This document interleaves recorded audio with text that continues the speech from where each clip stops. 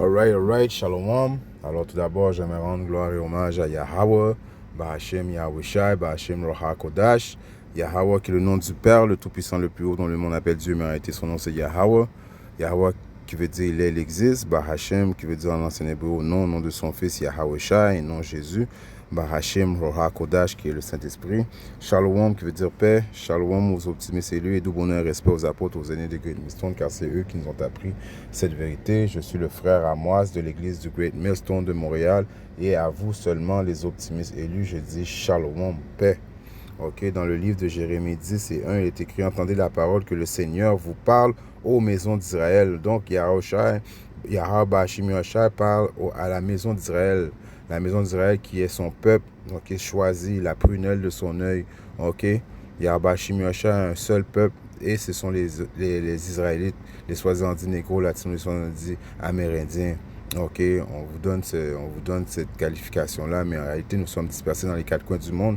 Donc, les Israélites peuvent ressembler à toutes les peuples dans lesquels ils ont été dispersés. Ok, c'est ton esprit qui est un esprit israélite et non la couleur de ta peau. Ok, mais quand même, Yahushai qui vient de la tribu de Juda va venir sur l'aspect d'un homme noir. Ok, ça c'est la vérité des choses. Mais il ne faut pas juger uniquement par la couleur de la peau.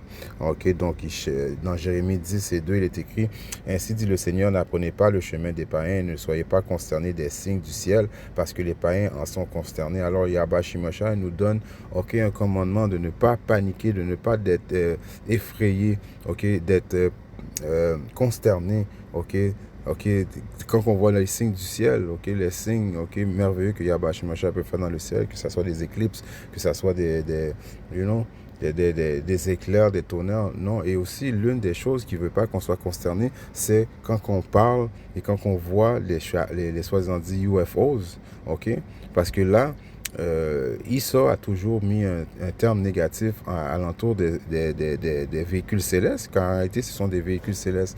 Ok, c'est le moyen de transport des anges. Ok, quand ils viennent de la dimension céleste à la dimension terrestre, ils utilisent ces véhicules.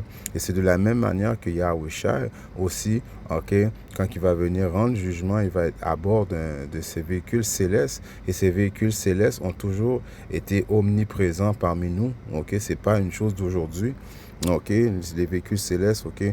Yahweh Shimosha a utilisé ces véhicules célestes-là maintes et maintes fois, et il va les utiliser encore et encore, ok, parce que ça fait partie de notre arsenal, en voulant dire, ça fait partie de l'arsenal de Yahweh Shimosha, ok, des véhicules célestes, ok, les chariots d'Israël. Même les esclaves avaient fait une chanson sur ça. Ok, j'ai sorti ça sur ChatGPT, j'avais sorti, ok. On se souvient de la chanson Swing Low Chariot. C'est la chanson des esclaves, right?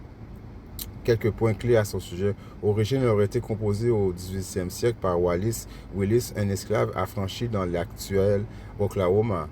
C'est un spirituel, un type de chanson religieuse née parmi les esclaves africains chrétiens, right? Ces chants mêlent foi chrétienne, espérant, et souvent des messages codés liés à la liberté. Right? Donc, ok, même dans notre esprit, ok, Yabashim Yahushai, ok, même dans l'esprit des esclaves, quand ils étaient dans les champs de coton, ok, c'est une chanson qu'ils chantaient, les esclaves, les soi-disant dits américains, ok, right?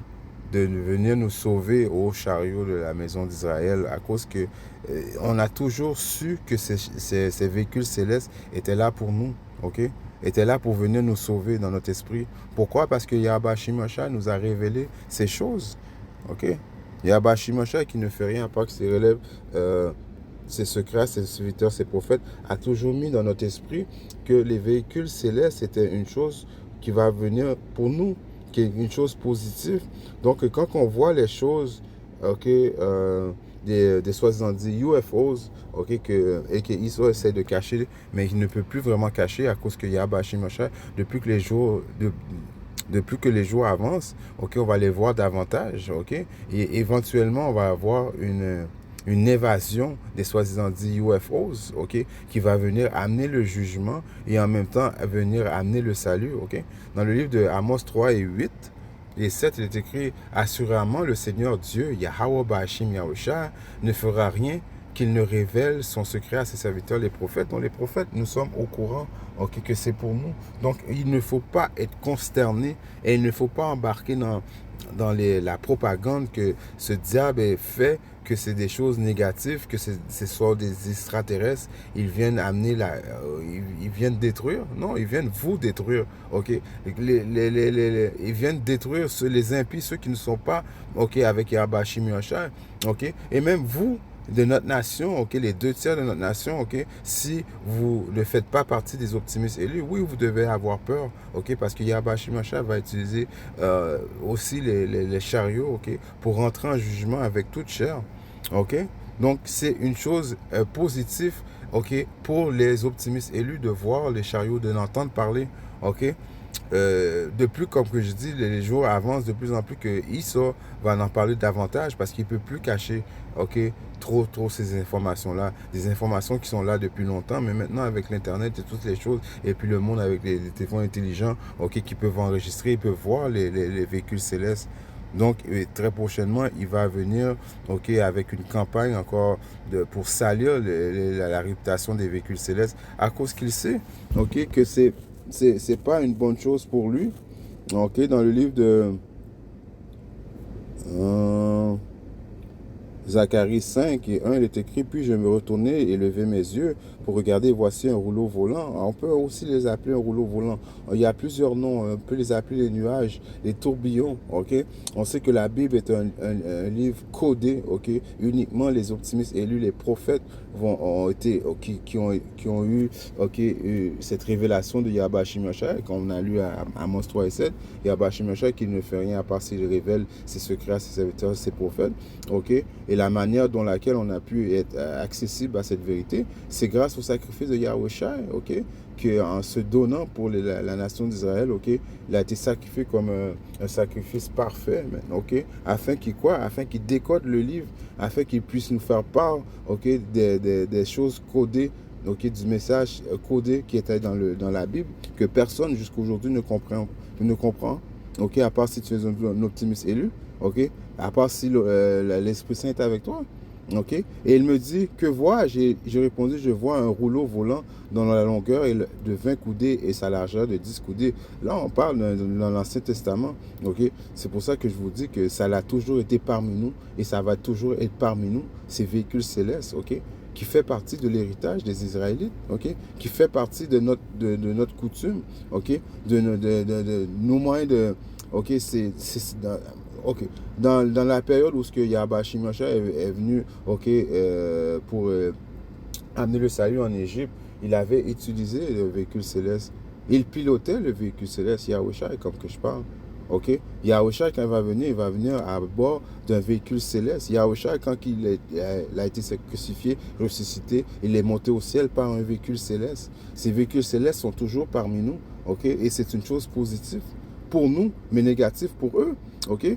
Puis il me dit cela, c'est la malédiction qui sort sur la face de toute la terre.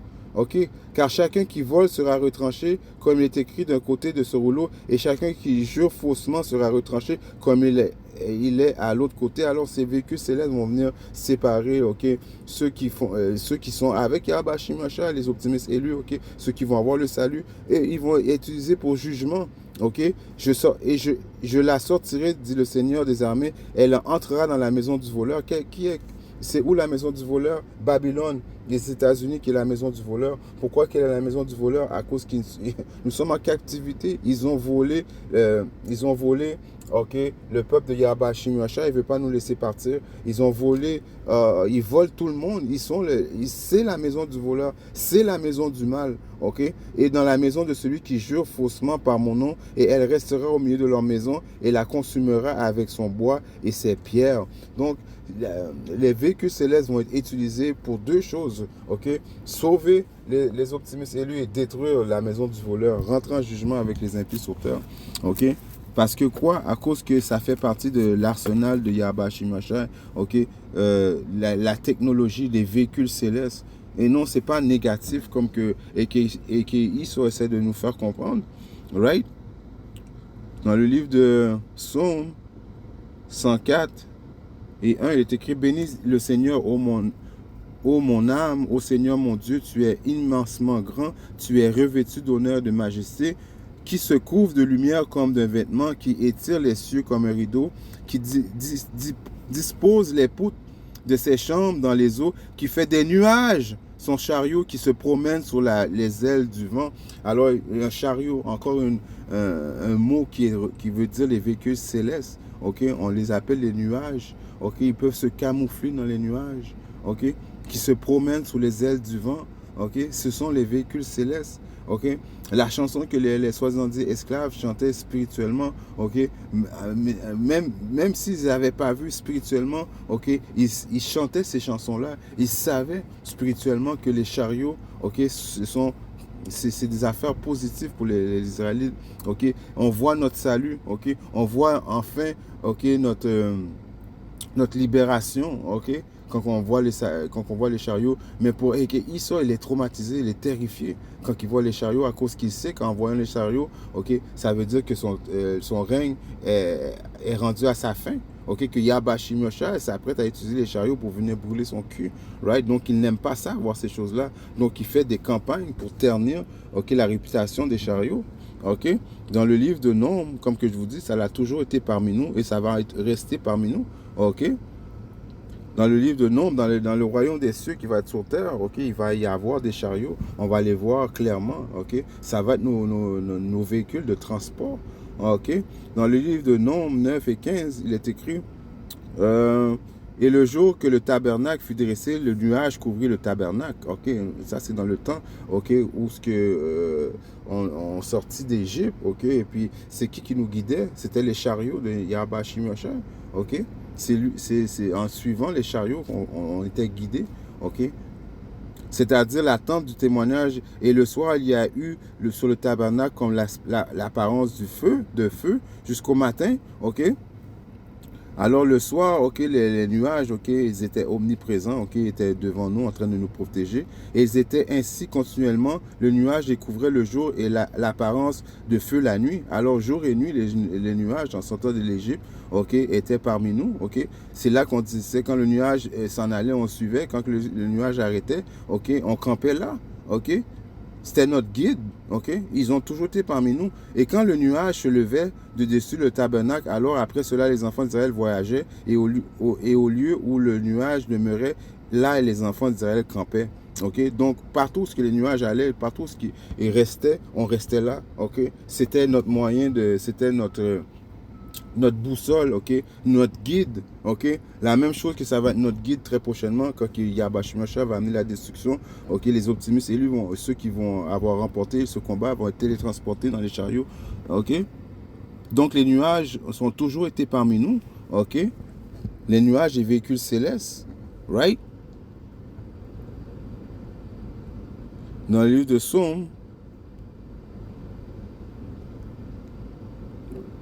Psaume 8 et 17, il est écrit: les chariots de Yahba Shimosha se comptent par 20 000 et même par milliers d'anges. Le Seigneur parmi eux, comme en Sinaï, au Saint-Lieu. Ok, en sortant de l'Égypte, qui nous a conduits dans le mont Sinaï, ok, dans ces saints lieux, ok, on suivait les nuages, ok. Les chariots de Dieu se comptent par 20 000 et 1000 par milliers, des millions d'anges. Ok, ce sont des véhicules célestes et non des affaires négatives. Ok, parce qu'ils vont essayer de faire peut-être, ok, on dit ça en tant qu'homme, une évasion omni. Ok, ils vont essayer de démontrer qu'il y a une évasion omni, mais on sait que ça va être de la foutaise. Ok, ça va être une technologie diabolique qui va prétendre qu'ils sont capables de faire la guerre avec les chariots de Yahba Shimosha. Ok, ils vont dire qu'on a un ennemi en commun et puis bon, il faut tous se mettre ensemble, comme Ronald Reagan avait dit, pour combattre l'ennemi, l'ennemi qui sont des soi-disant dit extraterrestres. Mais il n'y a pas d'extraterrestres. Dans le céleste, ce sont les anges de Yahba Shimosha. Et les soi-disant dit UFO, ce sont les véhicules célestes, ok, dans laquelle que même Yahushua, notre Seigneur et Sauveur, ok, en retournant dans le céleste, dans les cieux, avait utilisé ces véhicules célestes. Et c'est les mêmes façons qu'il va utiliser, c'est les mêmes véhicules célestes pour revenir, right? Non,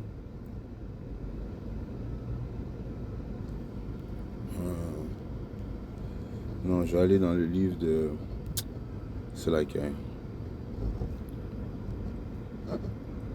On va aller dans le livre de Matthieu,